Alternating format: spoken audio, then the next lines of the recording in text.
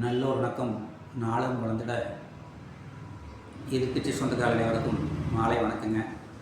இன்று இரண்டு விஷயங்களை பற்றி பார்ப்போம். முதலாவதாக டாஸ்மாக் தலைமையகத்தை 2 நாட்களுக்கு முன்பு பிஜேபி கட்சியினர் பற்றிய போராட்டம் பற்றியும், இன்று டாஸ்மாக் கடைகளில் முதல்வர் ஸ்டாலின் படங்களை வைத்து நடத்தி கொண்டிருக்கும் போராட்டங்களை பற்றியும், இரண்டாவதாக 2 நாட்களுக்கு முன்பு தமிழக பாஜக தலைவர் அண்ணாமலை அண்ணன் அவர்கள் நடிகர் விஜய் அவர்களை விஜய் தனது வீட்டுக்குள்ளேயே அரசு செய்து கொண்டிருக்கிறார், வீட்டுக்கு வெளியே வர வேண்டும் என்று ஒரு கருத்தை கூறுகின்றார். அந்த கருத்தை பற்றியும் விவாதிப்போம், இணைந்திருப்போம் எதிர்க்கட்சியுடன்.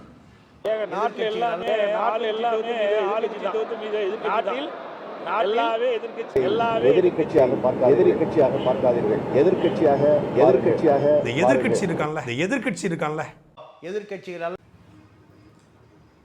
முதலாவதாக தமிழக பாஜக கட்சியினர் இன்று டாஸ்மாக் கடைகளில் முதல்வர் ஸ்டாலின் புகைப்படத்தை வைத்து போராட்டம் நடத்தி கொண்டிருக்கின்றனர். ஏற்கனவே 2 நாட்கள் முன்பு டாஸ்மாக் தலைமையகத்தில் முற்றுகையிட்ட பாஜகவினர் பல பேர் கைது செய்யப்பட்டனர். இதை பற்றி இப்போது பார்ப்போம். அப்போது போராட்டம் நடத்தி கொண்டிருக்கும் 2 நாளுக்கு முன்பு அண்ணாமலை அண்ணன் அவர்கள் தமிழக காவல்துறையை கடுமையாக சாடினார். தமிழக காவல்துறை இனிமேல் துவங்க விட மாட்டேன் என்று சபதம் ஏற்றார். இது அநாயகமான செயல். ஏனென்றால் இவ்வளோ நாள் ஈடி என்னை தூக்கி போட்டிருந்தா, இப்போ தான் ஈடி என்ன 1000 கோடிக்கு ரைடு பண்ணி தமிழக டாஸ்மாக் கடையில் ஊழல் பண்ணுறது இப்போ தான் தெரியுதா? இவ்வளோ நாள் பிஜேபி தூங்கிட்டு இருந்தா, ஈடியை தூங்கிட்டு இருந்தான்னு நான் கேட்குறேன். ஏன்னா இது பல காலமாக நடந்துக்கிறத இதை பேசிட்டு போலீஸ்காரர் கூட சண்டை கேட்டுட்டு இவர் ஒரு போலீஸ் காவல்துறை அதிகாரி, இவர் இப்படி செய்யலாமா சொல்லுங்கள். அப்புறம் ஈடி பிரைவேட் கடைகள் பற்றி ஒன்றுமே தகவல் சொல்லலை. ஏன் பிஜேபி தலைவர் அண்ணாமலை பார்த்து ஏற்கனவே நாங்கள் ஒரு வாரத்துக்கு முன்னாலேயே லைவில் போட்டிருந்த ஒரு எதிர்கட்சி சேனலில் பிரைவேட் கடையில் எத்தனை தொடங்கப்பட்டுள்ளன தமிழ்நாட்டில் இந்த கடந்த 6 மாதத்தில் பிரைவேட் கடைகளில் எத்தனை ஏசி பார்கள் தொடங்கப்பட்டுள்ளன, அதில் எத்தனை வருமானம் வந்துள்ளது என்ற தகவலை ஏன் இது நாள் வரைக்கும் தமிழக மக்களுக்கு யாரும் தெரிவிக்கப்படவில்லை என்று ஒரு கேள்வி அனுப்பியிருந்தோம். அதை பற்றி இதுவரை பிஜேபி தலைவரோ ஒரு ஈடியோ ஒரு அறிக்கையும் கூட விடவில்லை. யாருமே மக்களுக்கு தெரிவிக்கவில்லை. கேட்குறேன், இவனில் என்ன தூங்கிட்டு இருந்தீங்களா? இப்போ தான் தெரிஞ்சுதா டாஸ்மாகில் நடக்கிறது? இப்போ தான் டாஸ்மாகில் நைட்டு முதல்ல வைக்கிற தெரிஞ்சுதா? இவ்வளோ நாள் தெரியலையா? 4 வருஷமாக ஏற்கனவே ஒரு பதிவு போட்டுருக்குறது செந்தில் பாலாஜி எல்லாம் அரெஸ்ட் பண்ணி திமுக அரெஸ்ட் பண்ணால் எந்த பயனும் மக்களுக்கு இல்லை என்று தான் கூறியிருந்தோம். இந்த ஈடியினால் தமிழர்களுக்கு எந்த பயனும் ஏற்பட போவதில்லை, தமிழ்நாட்டில் எதிர்க்கட்சியிலே இல்லை, 50 வருடமாக எதிர்க்கட்சியிலே இல்லை என்று ஆணித்தரமாக ஏற்கனவே ஒரு வீடியோவில் தெரிவித்துள்ளோம். அதை நிரூபிக்கும் முறையில் தான் இந்த சம்பவங்கள் நடைபெற்று உள்ளன.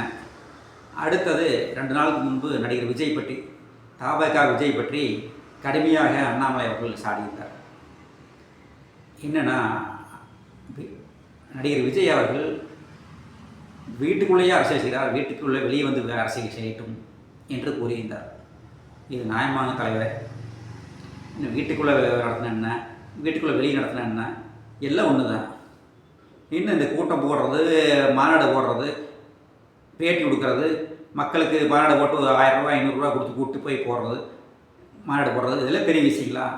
இந்த 500 ரூபா 1000 ரூபா கொடுத்து எதுக்கு கூட்டிகிட்டு போய் மாநாடு போடுறீங்க அரசியல் கட்சிக்காரர்? இந்த பேசுகிறது இது எல்லாமே மைக்கு பொதுக்கூட்டத்தை பூராமே தமிழ்நாட்டில் தடை செய்யணும், உடனடியாக தடை செய்யணும். அப்போ தான் தமிழர்கள் அடுத்த தலைமுறையில் கண்டிப்பாக அடுத்த தலைமுறை நன்றாக இருக்கும் என்று எதிர்கட்சி சேரல் இந்த நேரத்தில் தெரிவிக்கப்படுகிறது. ஏன்னா கூட்டம் போட்டு வெளியே வந்து பேசி மைக்கில் நல்லா பேசினா நல்லா சேரணும் அண்ணாமலை சொல்கிறாரு. என்னங்க நீங்களே சொல்லுங்கள். மைக்கில் நல்லா பேசுகிறவங்க கூட நல்லவனா?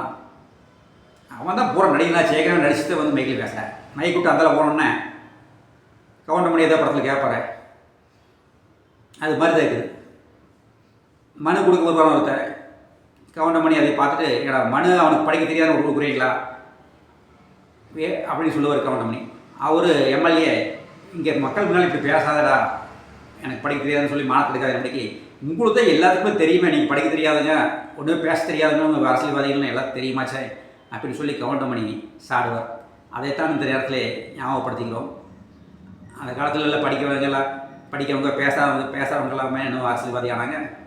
அவங்களுக்கு நல்லது செய்யலையா மக்களுக்கு?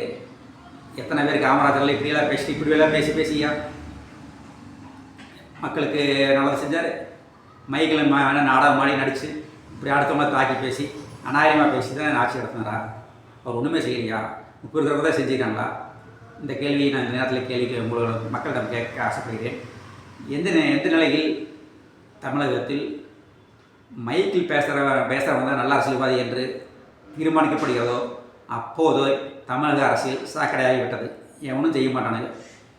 இந்த மாநாடு போடுறது, பணத்தை 500 ரூபா 1000 கொடுத்து மாநாடு போடுறது, பொதுக்கூட்டம் போடுறது, 500 ரூபாய் கொடுத்து ஒரு குவார்டர் பிரியாணி கொடுத்து கூட்டத்தை கொண்டு போய் போடுறது, அந்த பணத்தெல்லாம் எதுக்கு செலவு பண்ணிட்டு இருக்கிறீங்க?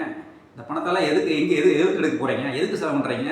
எதுக்கு எடுக்கிறீங்க என்று தமிழக தலைவர் அண்ணன் அண்ணாமலை அவர்களை இந்த நேரத்தில் கேட்டுக்கொள்கிறேன்.